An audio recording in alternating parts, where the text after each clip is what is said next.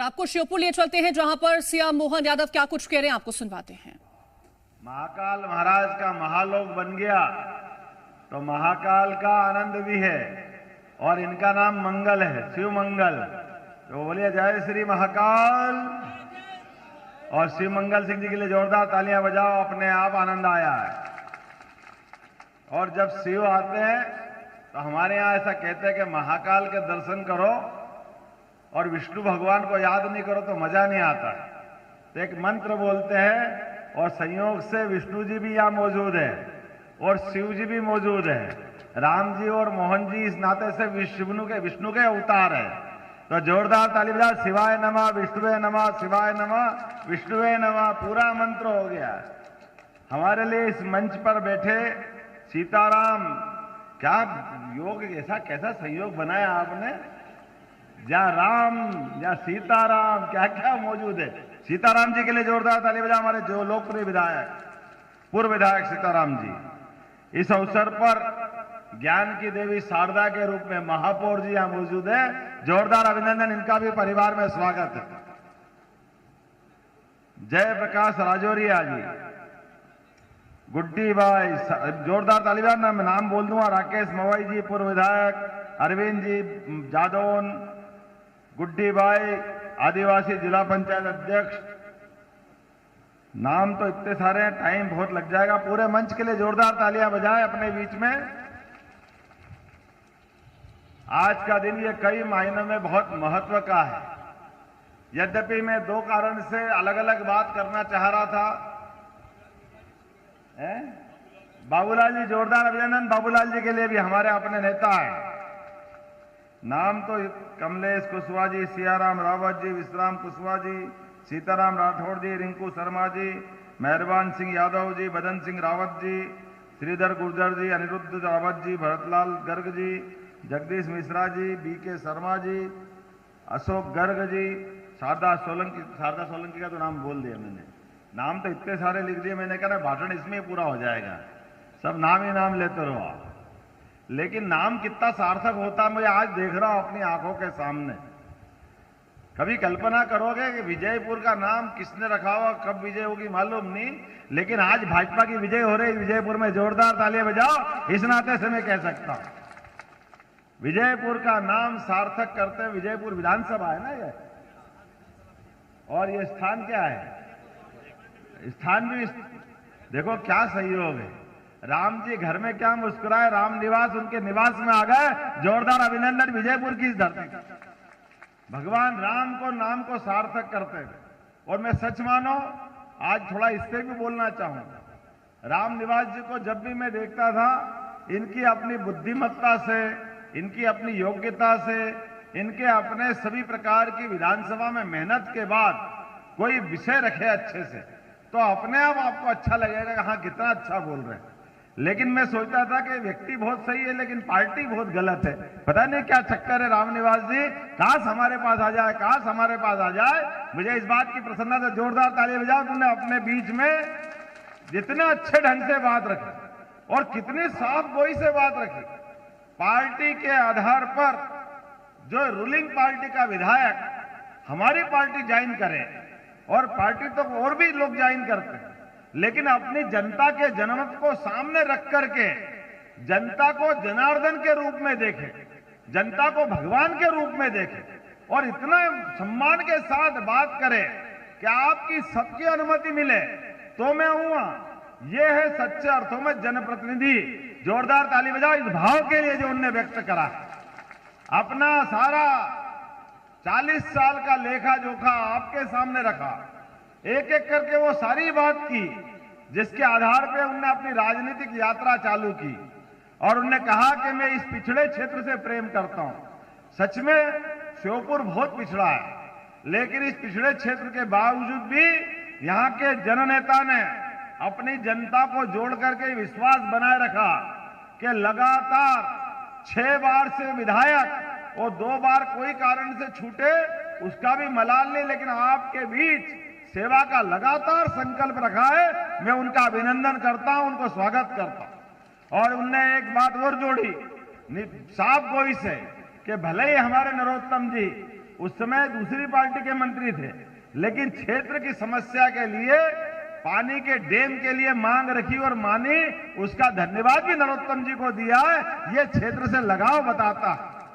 और मैं आपको इस बात की गारंटी देता हूं, माननीय वीडी शर्मा जी भी यहां मौजूद है, जब ये प्रेम देख के क्षेत्रीय जनता के साथ, और अब तो हम जिस पार्टी के लोग हैं और जिस पार्टी के माध्यम से माननीय रामनिवास जी ने भी बात कही है कि ये नरेंद्र मोदी जी के लिए जोरदार तालियां बजाओ, हमारे यशस्वी प्रधानमंत्री नरेंद्र मोदी जी के लिए, जिनका पूरा जीवन खुली किताब की तरह है। अपने जीवन में 51 साल के पहले कोई चुनाव नहीं लड़े, पूरा जीवन राष्ट्र कार्य के लिए समर्पित कर दिया, समाज के लिए अपना जीवन, ना घर बसाया, ना परिवार बसाया, ना बाल, ना बच्चा, ना जमीन, ना मकान, ना दुकान। हम सब जानते हैं जो ये सब छोड़ता है वो संसार की झंझट छोड़ के कोई ऊपर चले जाते हैं तपस्या करने के लिए, लेकिन वो तपस्या व्यक्तिगत होती है। ये तपस्या कर रहे सबका जीवन अच्छा करने के लिए, इसलिए नरेंद्र मोदी जी का हमारा सबका सम्मान जोरदार ताली बजा के करना चाहिए।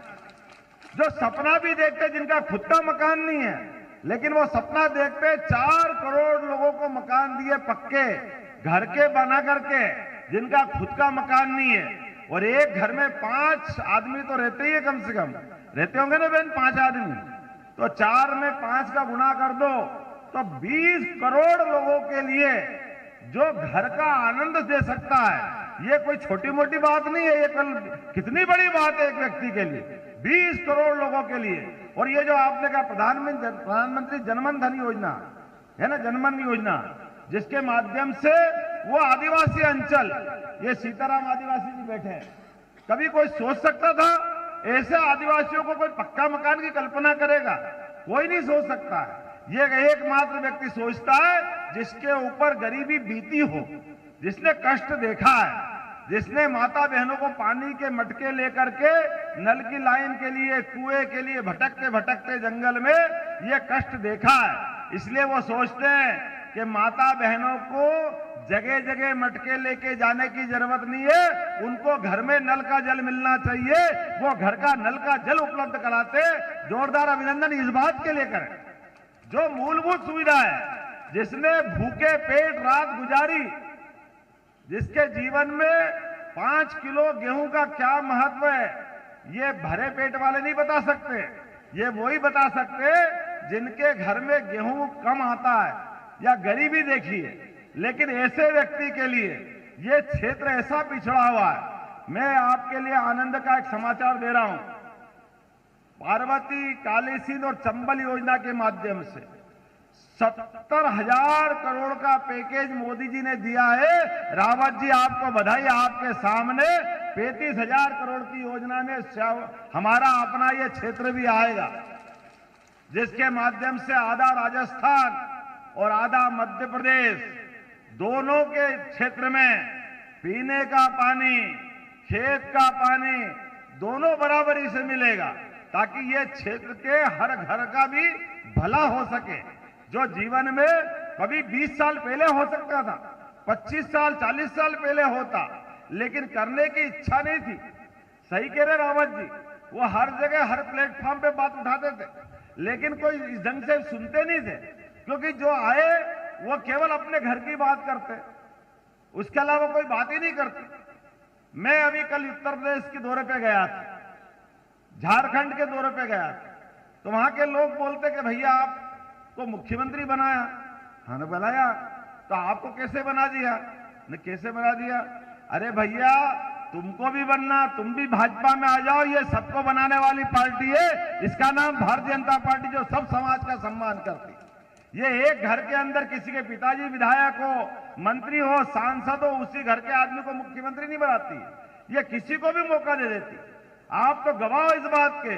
स्वर्गीय हमारे अटल बिहारी वाजपेयी इसी ग्वालियर अंचल से आते थे, देश के प्रधानमंत्री बने कि नहीं बने सबके सामने? जोरदार ताली बजाओ स्वर्गीय अटल बिहारी वाजपेयी के लिए। अरे सामान्य परिवार के व्यक्ति क्यों प्रधानमंत्री नहीं बन सकते? नरेंद्र मोदी जी के परिवार से भी ये की यही स्थिति है। गरीब आदमी का बच्चा प्रधानमंत्री बन गया तो गरीब आदमी का आदमी क्यों नहीं बनना चाहिए? उसका हक क्यों नहीं होना चाहिए? ये हक देती है केवल एकमात्र पार्टी, उसका नाम है भारतीय जनता पार्टी। हम अभिनंदन करें अपनी इस पार्टी के लिए। आप अंदाज लगा लो, वो अपने मुख्यमंत्री का जितना वेतन लिया उनने, जो तनख्वाह मिली, जब वो गुजरात आए सारा पैसा दान करके आए। एक प्लाट सरकार ने दिया गुजरात में, वो प्लाट भी समाज को दान कर दिया।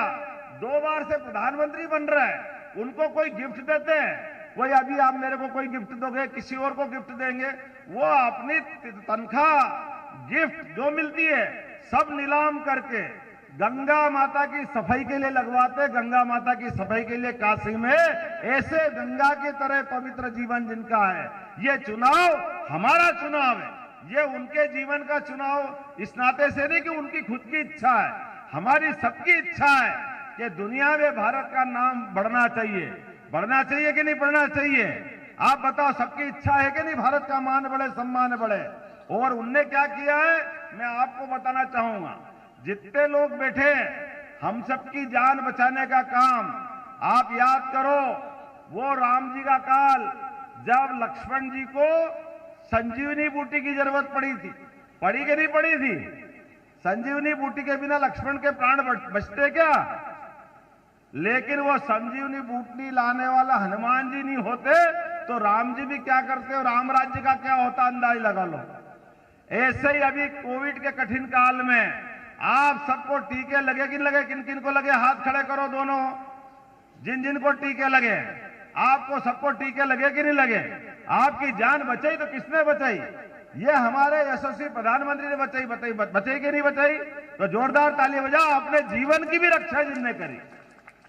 कोई व्यक्ति ऐसा नहीं कह सकता मेरे लिए मोदी जी ने कुछ नहीं किया। एक भी आदमी जो जीवित है, सबके लिए जो काम कर रहे हैं, वो लगातार अहरनिश रोज उठाए मुंह रोज गाली देने का काम दूसरे लोग कर रहे हैं, जिनने किसी का कुछ नहीं बिगाड़ा, जो देश के लिए जी रहे हैं उनको रोज गाली बक रहे हैं। याद करो 5000 साल पहले भी गाली बकने वाले एक थे, उनका नाम शिशुपाल था, है ना? भगवान कृष्ण के काल में शिशुपाल जिनका नाम है, भगवान कृष्ण को गाली बक रहे थे। वो बुआ जी के लड़के थे उनके। तो बुआ जी ने कहा था मेरे को कृष्ण मालूम है कि तुम्हारे हाथों इसकी मृत्यु है, लेकिन मैं चाहती हूं मेरा बेटा जिंदा रहना चाहिए, ये बचना चाहिए। भगवान ने कहा ठीक है कोई बात नहीं बुआ जी।